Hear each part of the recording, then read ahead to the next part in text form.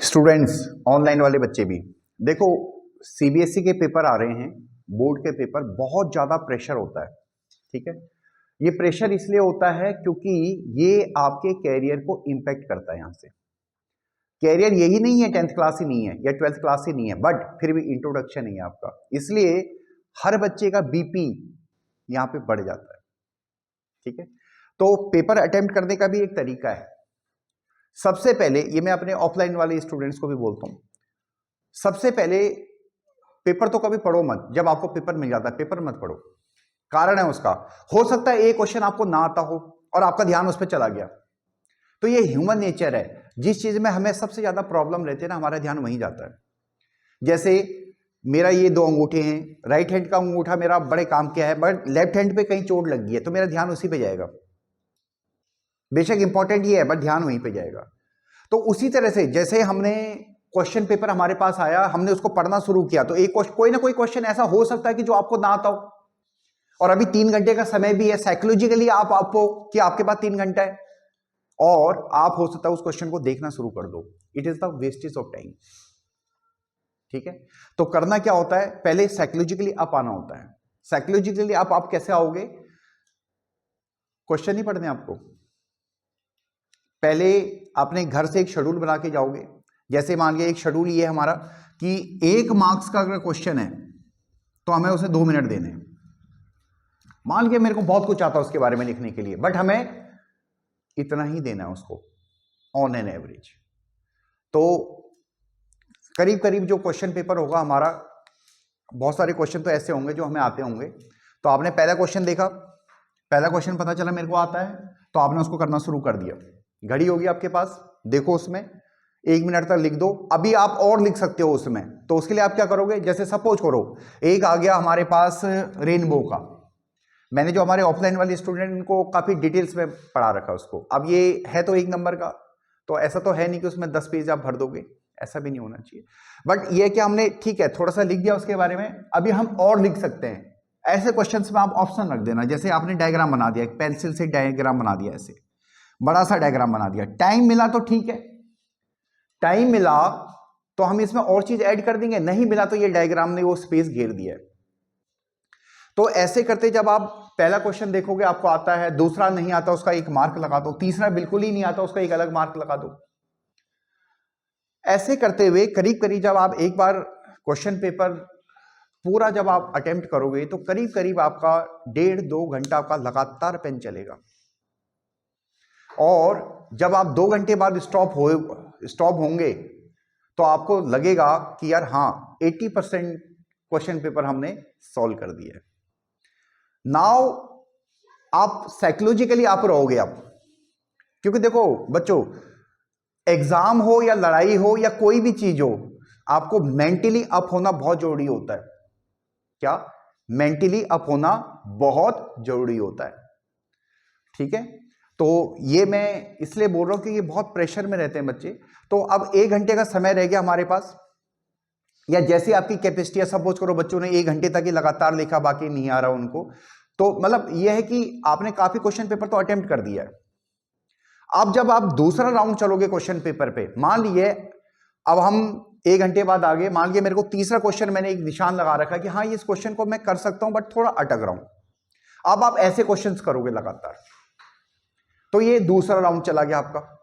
ठीक है, अब एक क्वेश्चन मान लीजिए ऐसा है, मान लिया कोई क्वेश्चन है, 10th क्वेश्चन है, मेरे को बिल्कुल नहीं पता इसके बारे में। ठीक है, तो आपको ये क्वेश्चन भी अटेम्प्ट करना है। बेशक आपको पता नहीं है, कुछ चीजें जो आपको पता होंगी पॉजिटिव चीजें वो उसमें आप लिख सकते हो। ठीक है, निगेटिव चीज मत लिखना, जो पॉजिटिव चीजें होंगी आप उसको लिख सकते हो। और इसमें आपको सबसे कम समय देना है, क्योंकि आपको आता नहीं है, it will waste your time. जिस क्वेश्चन को, जो क्वेश्चन आपका शुरू में ध्यान खींच रहा था, क्योंकि अगर शुरू में आप इस पे ज्यादा ध्यान दे देते, एक तो आता नहीं है, ऊपर से ये ज्यादा टाइम ले रहा है, तो फिर आप प्रेशर में आ जाओगे लिखते हुए भी, और क्वेश्चन पेपर आते हुए भी छूट सकता है। क्वेश्चन पेपर आते हुए भी छूट सकता है। ठीक है, तो फिर लास्ट में जो भी आपका 10 मिनट 15 मिनट होंगे तो आप इस क्वेश्चन को दोगे और उस हिसाब से उसमें लिख दोगे। कुछ भी जनरल चीजें आप लिख दोगे, गलत चीजें नहीं लिखनी है। तो हमेशा ध्यान रखना, क्वेश्चन पेपर कभी मत पढ़ना। हाँ, क्वेश्चन पेपर का आइडिया होना चाहिए हमें, कितना लेंथी है, कितने मार्क्स का। आजकल तो बोर्ड है, सारा फॉर्मेट पहले से पता है आप लोगों को, ठीक है। तो इसलिए आपको फॉर्मेट पता है, तो आपको ज्यादा परेशान होने की जरूरत नहीं है। पहला क्वेश्चन देखो आता है, उसको उसकी टाइमिंग लेके चलो, घड़ी है ही आपके पास सामने रखी हुई, टाइमिंग देखो कि आपको कितना टाइम उस पर देना है और आप उसको लिखना शुरू कर दो। बेस्ट से बेस्ट आंसर लिखो। हर नए क्वेश्चन को एक नए पेज से स्टार्ट करो, ठीक है।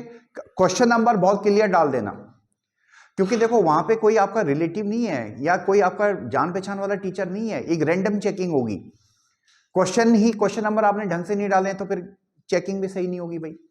और सबसे पहले वो क्वेश्चन करें जिनके आंसर आपको 100% श्योर हैं। टीचर के दिमाग में अच्छा इंप्रेशन होता है।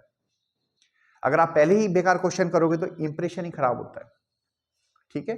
वैसे बोर्ड में गलती होने के चांस भी कम होते हैं, मगर फिर भी आप अपनी तरफ से प्रिकॉशन रखेंगे, ठीक है। तो सारे बच्चों को ऑल द बेस्ट और सही से तैयारी करना और टेंशन फ्री होकर तैयारी करना। आप देख ही रहे हो तो इसमें एक रेफरेंस भी है, ये सारे ऑफलाइन बच्चों को भी मैं कहूंगा कि एक रामायण से हम रेफरेंस लेंगे इसमें कि साइकोलॉजिकली अप होना किसे बोलते हैं। साइकोलॉजिकली जब रामायण हुई थी, ये भगवान राम भी जानते थे, हनुमान भी जानते थे, जो उनके परम भक्त थे, कि हमारी सेना इतनी मजबूत नहीं है, हमारी सेना इतनी मजबूत नहीं है, ठीक है। ये वो जानते थे। और रावण बहुत बलशाली था, बहुत ताकतवर था और मेंटली अप भी था। उसको मेंटली डाउन भी करना था। क्या था लंकापति रावण, जिसने यमराज को तक बांध दिया था। आप समझना, भगवान राम के पास कुछ गिनी चुनी तो योद्धा थी, ठीक है। तो अपना इंट्रोडक्शन दिया जब वो बध गए वहां पे, तो जब उन्होंने इंट्रोडक्शन दिया तो उन्होंने अपना इंट्रोडक्शन बड़ा वो दिया कि मैं तो कुछ भी नहीं हूं, भगवान राम का एक बहुत छोटा सा सेवक हूं। और फिर उसके बाद वो इतिहास बन गया, उन्होंने पूरी लंका ही जला डाली। तो पूरे लंका में ये बात फैली कि हाँ यार, एक छोटे से सेवक ने इतनी बड़ी लंका जला दी, तो जो बड़े बड़े सेवक होंगे वो कैसे होंगे, ठीक है। तो रावण ने भी अपनी सेना को साइकोलॉजिकली अप करने की कोशिश करी। अगर आप देखेंगे रामायण को ढंग से देखेंगे तो जब शत्रु सेना चारों तरफ आ जाती है, वो भी बहुत बड़ा ज्ञानी था, तो वो भी ये दिखाता कि उसको कोई फर्क नहीं पड़ा, बट फर्क तो उसको पड़ गया था, ठीक है।